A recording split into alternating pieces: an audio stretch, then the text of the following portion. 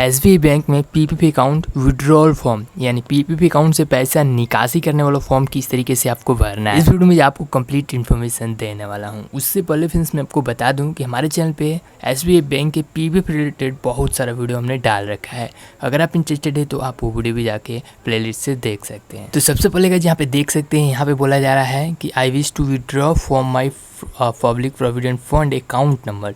तो सबसे पहले आपको यहाँ पे अकाउंट नंबर बोल रहा है तो अपना पीपीपी अकाउंट नंबर डालना है। पासबुक पे आपको अकाउंट नंबर दिख जाएगा, वो अकाउंट नंबर आपको यहाँ पे डालना है। उसके बाद बोल रहा है अ सम ऑफ और यहाँ पे रुपीज़, अब रुपी डालना है, कितना का आपका रिक्वायरमेंट है, कितना आप पैसा निकालना चाहते हैं। ठीक है, तो आप बैंक से भी पूछ सकते हैं कितना मेरा पैसा निकल सकता है पीपीपी अकाउंट में। मेरे को 10,000 का रिक्वायरमेंट है, मैं 10,000 यहाँ पे। उसके बाद यहाँ पे रुपी बोल रहा है ना, तो यहाँ पे आपको शब्दों में डालना है। जैसे कि यहाँ पे मैं 10,000 यहाँ पे डाल दे रहा हूँ। उसके बाद हमें बोल रहा है फाइनेंशियल ईयर, पूछ रहा है कि आपके पीपीपी अकाउंट का कितना साल हो गया, कितना फाइनेंशियल ईयर हो गया। ठीक है, तो यहाँ पे आपका जितना साल हुआ है ना, आपका अकाउंट खुलवाया हुआ है, वो यहाँ पे साल डालना है। फाइनेंशियल ईयर बोल रहा है यानी मार्च से आपको जोड़ना है। ठीक है, मार्च में फाइनेंशियल ईयर चेंज होता है, जैसे कि हम लोगों को जनवरी में जो साल है चेंज होता है, लेकिन फाइनेंशियल ईयर यानी बिजनेस का जो डे होता है, बिजनेस का जो साल होता है, वो मार्च के बाद चेंज होता है यानी अप्रैल से। ठीक है, मार्च, लास्ट मार्च के बाद ये चेंज होता है।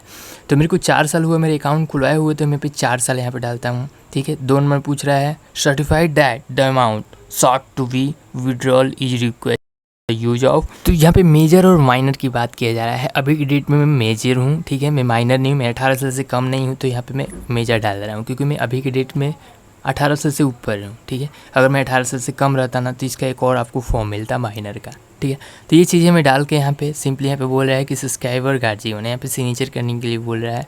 तो आपको अपना सिग्नेचर डालना है, जो भी बैंक रिकॉर्ड में आपका सिग्नेचर आपने दिया होगा, और यहाँ पे डेट डालना है। जैसे कि आज के दिन 25 तारीख 6 महीने 2024 से आज की डेट में मेरे को पैसा निकासी करना है, तो आज का हमने डेट डाल दिया। उसके बाद यहाँ बोल रहा है फॉर ऑफिस यूज ओनली, यहाँ पे ऑफिशियल है, इसको आपको छोड़ देना है। तो यहाँ पे देख सकते हैं आप, इसको आप जाके ब्रांच के जो भी स्टाफ है वहाँ पे चेक भी करवा सकते हैं। वो लोग बता सकते हैं कि आपका कितना अलाउ है, आप कितना अपने पीपीपी अकाउंट से पैसा निकाल सकते हैं। तो यहाँ पे फॉर ऑफिस यूज ओनली में लिख देंगे कि कितना तक आप पैसा निकाल सकते हैं। उसके बाद आपको नीचे जो भी आपका रिक्वायरमेंट है वो यहाँ पे डालना है। जैसे कि मेरे को 10,000 की पैसा की ज़रूरत है, तो मैं यहाँ पे 10,000 रुपये ही नीचे डाल दे रहा हूँ।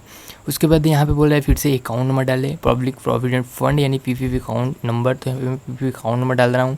Credit the account my SBI account number, मतलब अगर आपको सेविंग अकाउंट में चाहिए, एसबी का मतलब सेविंग अकाउंट हुआ, अगर आपको सेविंग अकाउंट में चाहिए तो यहाँ पे टिक करना है। ठीक है, तो मैं 1 नंबर पे टिक करूँगा और यहाँ पे मैं यहाँ पे अपना सेविंग अकाउंट नंबर डालूँगा। ठीक है, अगर मेरे को अकाउंट में नहीं चाहिए होता था तो यहाँ पे मैं सिंपली कैश लिख देता, 2 नंबर पे क्लिक करके, तो मेरे को कैश ही मिल जाता। और यहाँ पे फिर से मैं डेट डालूँगा और यहाँ पे एक रिवेन्यू स्टैम्प होता है। अगर आपका बैंक के जो स्टाफ है, अगर वो लोग बोल रहे हैं कि रिवेन्यू लगेगा तो 1 रुपये का मिलेगा। कॉपी किताब स्टेशनरी जो भी है, कॉपी किताब वाले रखते हैं स्टैम्प, जो भी रिवेन्यू स्टैम्प है वो लोग रखते हैं, वो आप लगा के और सिग्नेचर करके आप सिंपली बैंक में जमा कर सकते हैं। तो आई होप कि वीडियो का भी पसंद आया होगा। मिलते हैं फिर नेक्स्ट वीडियो में। आज के लिए जय हिंद, जय भारत।